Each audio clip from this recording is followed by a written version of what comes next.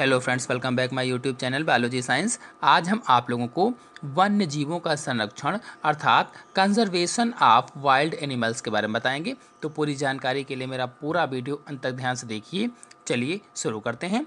हम सभी लोग जानते हैं कि संरक्षण का अर्थ है किसी वस्तु को, किसी चीज़ को नष्ट होने से बचाना। अब यहाँ है वन्य जीवों का अथवा वन्य प्राणियों का संरक्षण।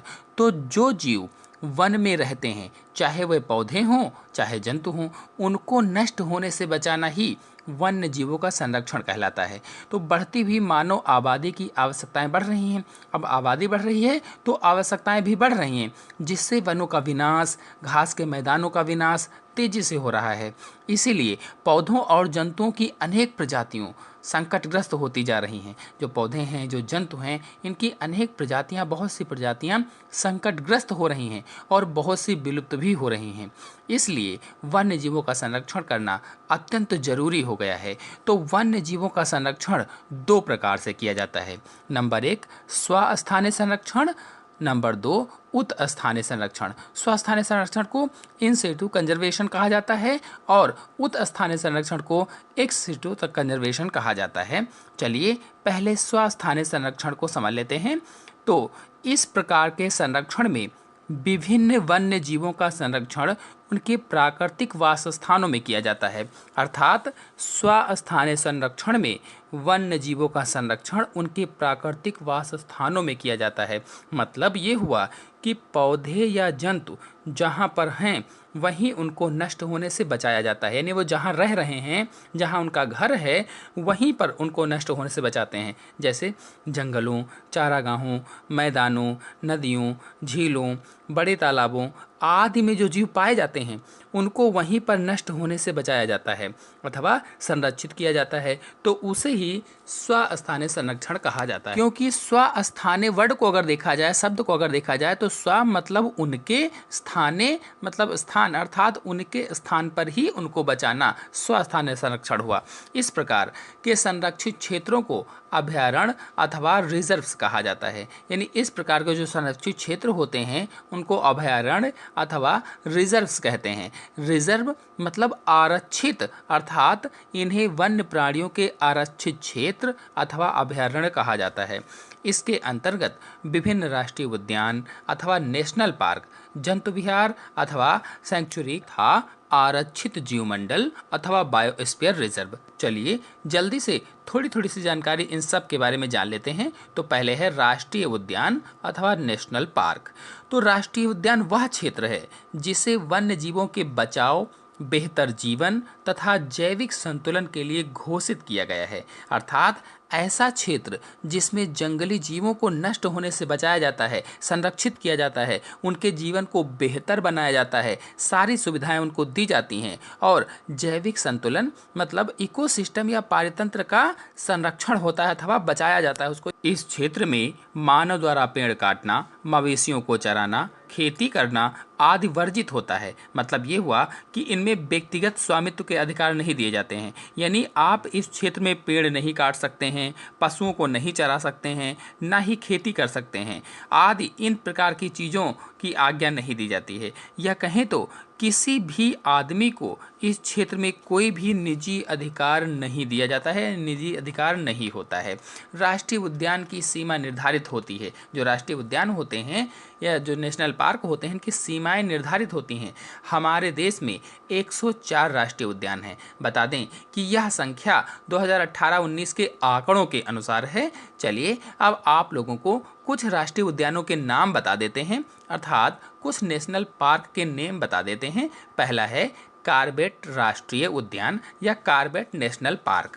तो यह उत्तराखंड के नैनीताल जिले में स्थित है। उत्तराखंड के नैनीताल जिले में यह रामगंगा के चारों ओर है। यहाँ के महत्वपूर्ण जंतु बाघ, तेंदुआ, सांभर, चीतल, जो सांभर चीतल है ये हिरण होते हैं, हाथी, नीलगाय, मगर, अजगर आदि प्रमुख हैं। फिर अगला है कान्हा राष्ट्रीय उद्यान, जो मध्य प्रदेश के वेलाघाट जिले के मंडला के पास में है। यहाँ बारहसिंघे विशेष आकर्षण का केंद्र होते हैं।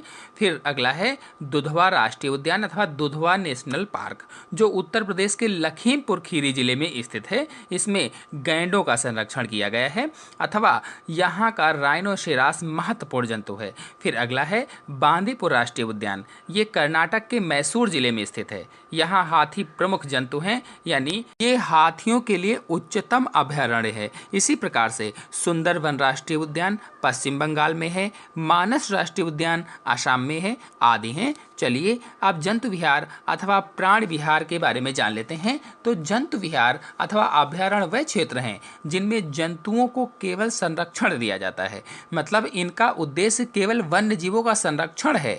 अर्थात जंतु विहार ऐसे क्षेत्र होते हैं जिनमें जंगली जीवों को नष्ट होने से बचाया जाता है।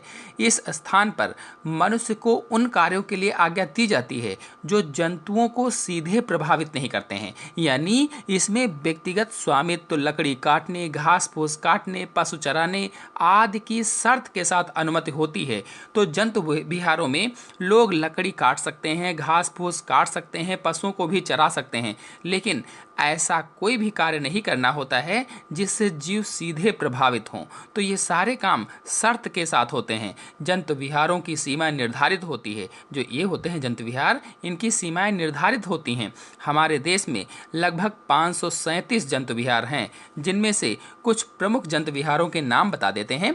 तो पहला है केवलादेव घाना पक्षी विहार, ये भरतपुर राजस्थान में है। यहाँ के कुछ प्रमुख जंतु जैसे अजगर, सारस, बगुला आदि हैं। फिर अगला है चिल्का झील पक्षी विहार, बालाघाट ओडिशा में है। यहाँ के प्रमुख जीव बगुला, बतख, सारस आदि हैं। फिर अगला है गोविंद सागर पक्षी विहार, बिलासपुर हिमाचल प्रदेश में है। सारस, हंस प्रमुख जंतु हैं। फिर अगला है सुल्तानपुर पक्षी विहार, गुड़गांव में है, यानी हरियाणा गुड़गांव में है। सारस, क्रेन, मगर, अजगर यहाँ के प्रमुख जंतु हैं। चलिए अब आरक्षित जीवमंडल अथवा बायोस्फीयर रिजर्व के बारे में जान लेते हैं। तो बायोस्फीयर रिजर्व में स्थलीय, समुद्रीय और समुद्र तटीय पारतंत्र क्षेत्रों को समाहित किया गया है। मतलब बायोस्फीयर रिजर्व रक्षित जंगली क्षेत्र हैं जहां वन्य जीवन के साथ साथ कुछ पौधों को भी संरक्षण प्राप्त होता है। यहाँ प्राकृतिक रूप से मिलने वाले पादपों तथा जंतु समुदायों को बिना किसी बाहरी हस्तक्षेप के फलने फूलने दिया जाता है। इसीलिए पारिस्थितिकी एवं पर्यावरण के क्षेत्र में, अनुसंधान में, शिक्षा में बायोस्फीयर का विशेष महत्व होता है। तो बायोस्फीयर के क्षेत्र, बायोस्फीयर रिजर्व में 3 प्रकार के क्षेत्र हैं। क्रोड जोन या क्षेत्र जो बायोस्फीयर रिजर्व का केंद्रीय भाग है, जैसा कि आप चित्र में देख रहे हैं, जिसमें मानव क्रियाओं के लिए अनुमति नहीं होती, मानव कोई भी कार्य इसमें नहीं कर सकता है।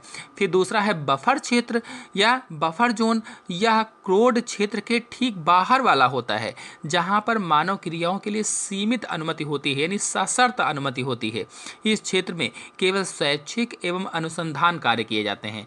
और फिर तीसरा है मैनिपुलेशन या पर्यटन क्षेत्र, इसमें मानव को विभिन्न क्रियाओं की अनुमति होती है। जैसे कौन कौन सी क्रियाएं? पर्यटन है, शिक्षा है, ट्रेनिंग है आदि, ये क्रियाएं कर सकते हैं।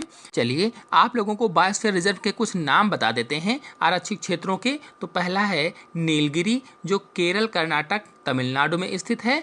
फिर अगला है नंदा देवी, उत्तराखंड में स्थित है। और ऐसे ही फूलों की घाटी उत्तराखंड में स्थित है। काजीरंगा असम में स्थित है। सुंदरवन पश्चिमी बंगाल में स्थित है। और थार मरुस्थल राजस्थान में स्थित है।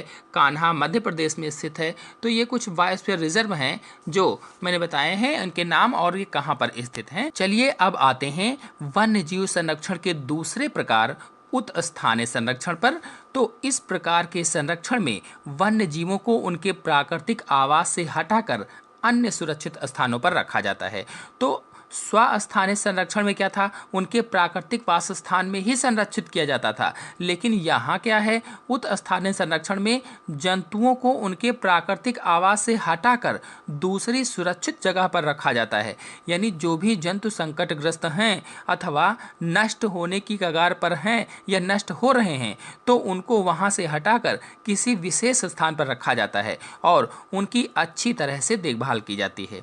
इसके लिए आनुवांशिक संसाधन केंद्र अथवा genetic resource centre, gene bank आदि की स्थापना की जाती है, जहां पर उनके अंडे, वीर्य, बीज तथा पराग आदि को सुरक्षित किया जाता है, संरक्षित किया जाता है, रिजर्व किया जाता है या सुरक्षित रखा जाता है। इस प्रकार से कहें तो उत्स्थानीय संरक्षण में वानस्पतिक उद्यान, प्राणी संग्रहालय, बीज व पराग बैंक, जीन बैंक तथा ऊतक संवर्धन विधियां आदि विकसित की जाती हैं। यानी इसके अंतर्गत कौन कौन सी चीज़ें होंगी, वानस्पतिक उद्यान, प्राणी संग्रहालय, बीज व पराग बैंक, जीन बैंक तथा ऊतक संवर्धन विधियां आदि विकसित की जाती हैं। तो आशा है आप सभी लोगों को आज का वीडियो समझ में आया होगा। तो आज के अंक में इतना ही। अगले अंक की जानकारी के लिए मेरे चैनल को सब्सक्राइब कर लीजिए और साथ में बेल आइकन को भी प्रेस कर लीजिए, ताकि अगले आने वाले वीडियो की नोटिफिकेशन भी, उसकी जानकारी भी आपको सबसे पहले प्राप्त हो जाए। धन्यवाद।